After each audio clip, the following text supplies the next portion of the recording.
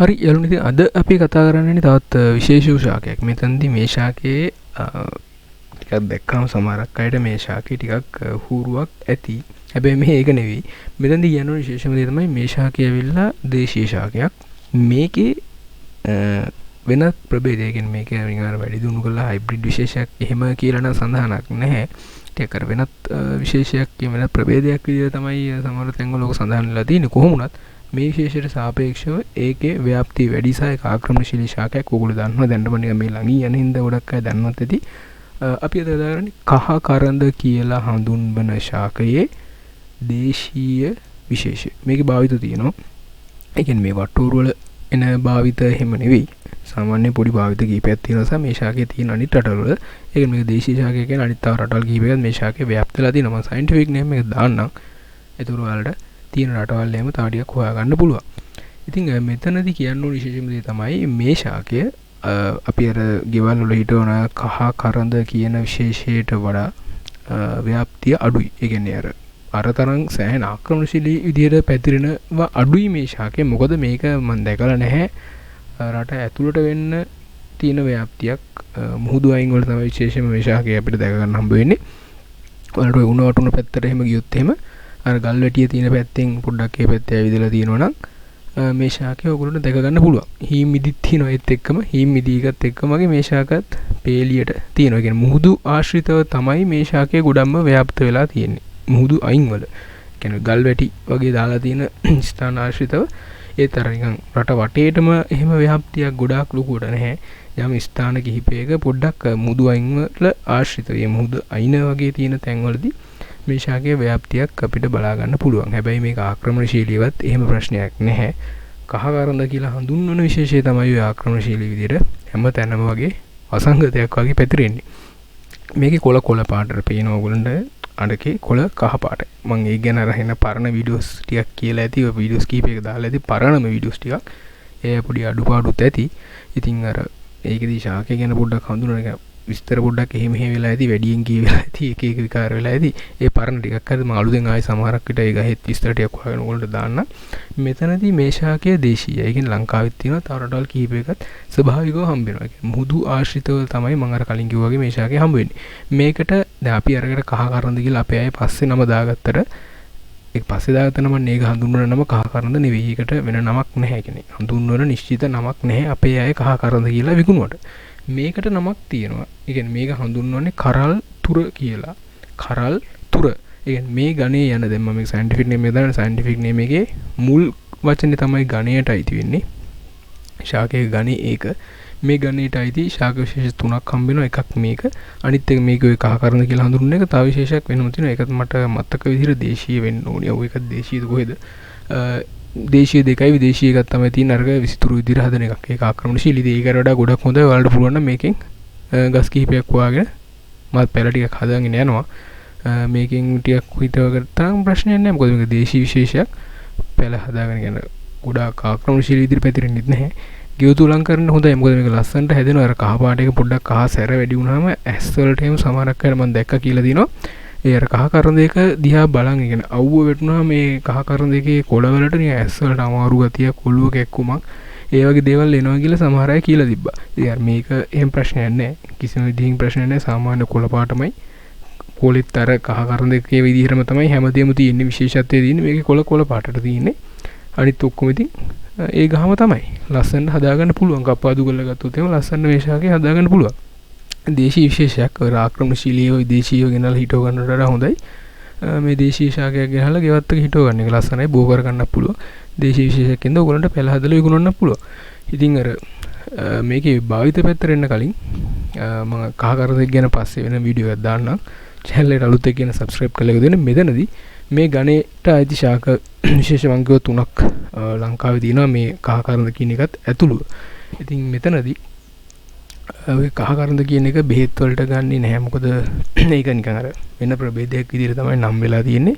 මේ scientific name එකේම අගට තව පොඩි කැලලක් ඇවිල්ලා වෙනම විශේෂයක් විදිහට තමයි ඒක නම් වෙලා තියෙන්නේ. ඉතින් ඒක සයන්ටිෆික් නේම් එක මම දාන්නේ නැහැ. ඒක දාන්න අවශ්‍යතාවයක් නැහැ. ඉතින් වෙන විශේෂයක් විදිහට තමයි ඒක ආකාර දෙක හඳුන්වලා තින්නේ. ඉතින් ඒක පොඩ්ඩක් බෙහෙත් වලට ගන්නෙ නැහැ. බෙහෙත් වලට ගන්නවා අඩුයි. මොකද ඒක නිකන් අර විසිතුරු විදිහට තමයි තියෙන්නේ.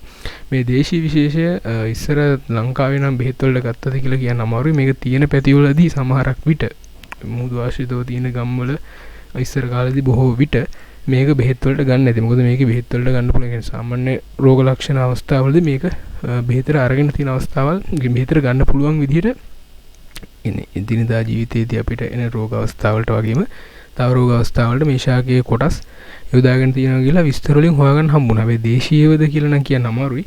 සමහර විට දේශීයවත් ඉස්සර අය ගන්න ඇති.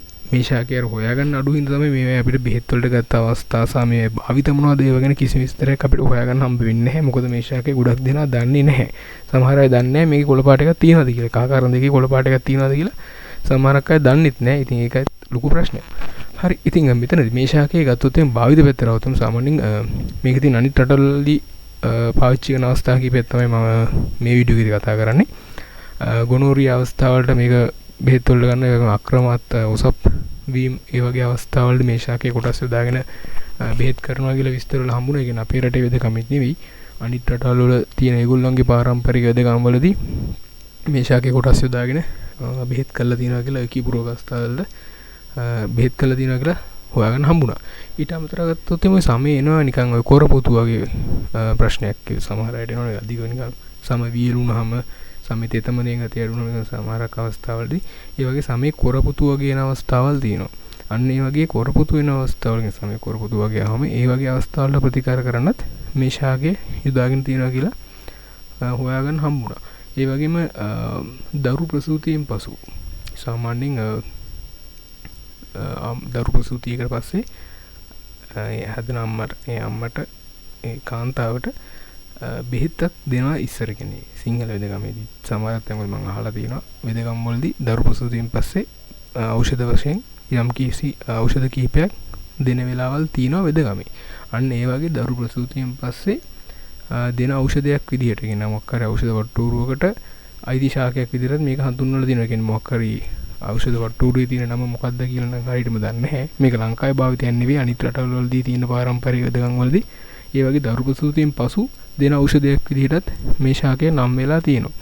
ඒ වගේම ගත්තොත් එimhe උණ අඩු කරන්න. දැන් මෙතෙන්දී උණ අඩු කරන්න කිව්වම සමහරක් අයට තියෙනවා දැන් සමහර අවස්ථාවලදී දරු ප්‍රසූතියෙන් පස්සේ උණ හැදෙන අවස්ථාවල් තියෙනවා. සහ නිකන් සාමාන්‍යයෙන් හැදෙන උණ අවස්ථාවලකදී උනත් ශරීරයේ තියෙන උණ මට්ටම උණ අඩු කරන්න මේ ශාකයේ කොටස් යොදාගත්තා කියලාත් සඳහන් වෙලා තියෙනවා. දේශීය යොදාගත්තද කියලා නම් හරියටම විස්තරයක් නැහැ. අනිත් රටවල තියෙන දෙකම් වලදී උණ අඩු කිරීමට කියන්නේ දරු ප්‍රසූතියෙන් පස්සේ ඇති වෙන උණට සහ සාමාන්‍ය උණ අවස්ථාවලට ඊට අමතරව දරු ප්‍රසූතියෙන් පස්සේ දෙන ඖෂධයක් විදිහට උණටම නෙවෙයි දරු ප්‍රසූතියෙන් පස්සේ සමහර අයට දෙනවා බෙහෙත් දෙන අවස්ථාවල් තියෙනවා වෙදකම් වලදී ඒකටත් යොදාගෙන තියෙනවා. දරු ප්‍රසූතියෙන් පස්සේ උණ හැදුනොත් ඒකටත් යොදාගෙන තියෙනවා. සහ සාමාන්‍ය උණ අවස්ථාවලදී උණ අඩු කරන්නත් මේ ශාකය යොදාගෙන තියෙනවා කියලා සඳහන් වෙලා තියෙනවා. ඊට අමතරව ගත්තොත් එම මැලේරියාව තියෙන අවස්ථාවවලදී මේ ශාකයේ කොළ වලින් ප්‍රතිකාර කරනවා කියලා හොයාගන්න හම්බුණා. කියන්නේ ප්‍රතිකාර කරන විදිය කොහොමද කියලා නම් දන්නේ නැහැ.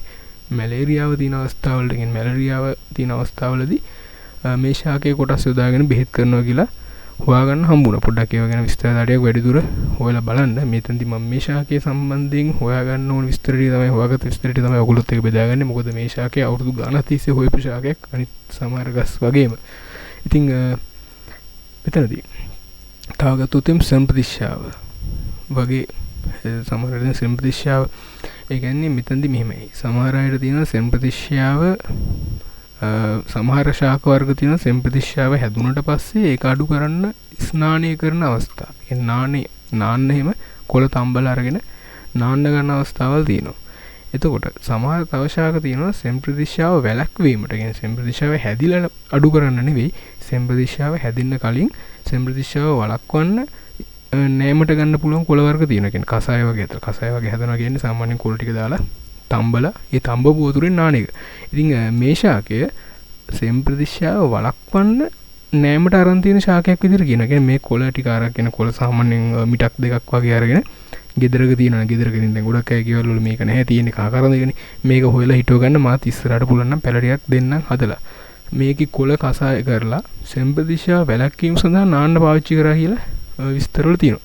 මෙහිදී භාවිත කරාද කියලා දන්නේ නැහැ. පිටරටවල භාවිත කරලා තියෙනවා. පිටරටවල තියෙන පාරම්පරික වෙදකම් වලදී සෙම්ප්‍රතිශාව වැළැක්වීමේ ඖෂධයක් විදිහට මේ ශාකයේ කොළ කසාය භාවිත කරලා තියෙනවා ස්නානය සඳහා. හරිද? ඊට අමතරව ගත්තොත් බැක්ටීරියා කියන්නේ ප්‍රතිබැක්ටීරියා ගුණ තියෙන. කියන්නේ බැක්ටීරියා රෝග සමේ ඇති වෙන රෝග තියෙනවානේ.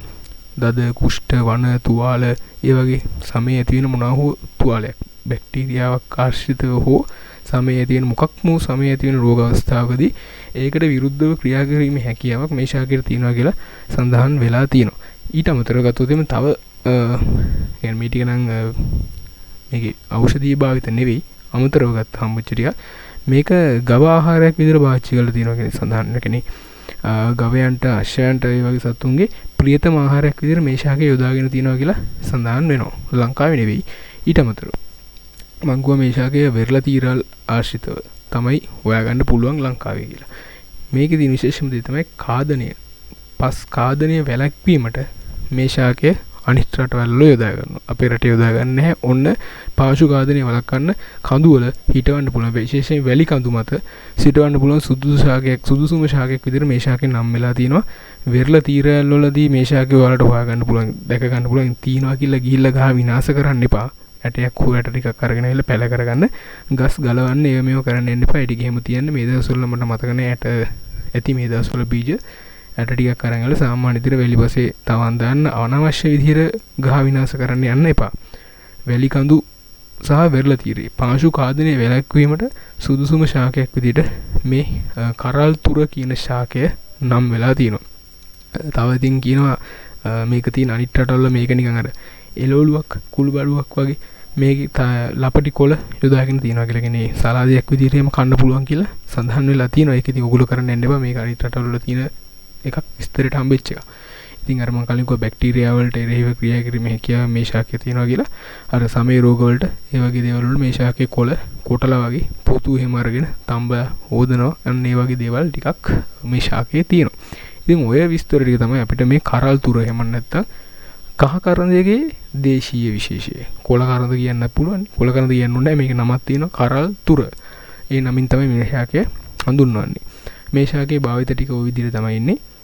ඉස්සරහට බලමු. මම දැන් පැල ටිකක් තවන් දාලා තියෙනවා. මේකේ බීජ ටිකක් අරන් ඇවිල්ලා ඉස්සරහට බලමු. ටිකක් ව්‍යාප්ත කරලා මම කීප දෙනෙක්ට හෝ දෙන්න කටයුතු කරන්නම් ඉදිරි කාලයේදී.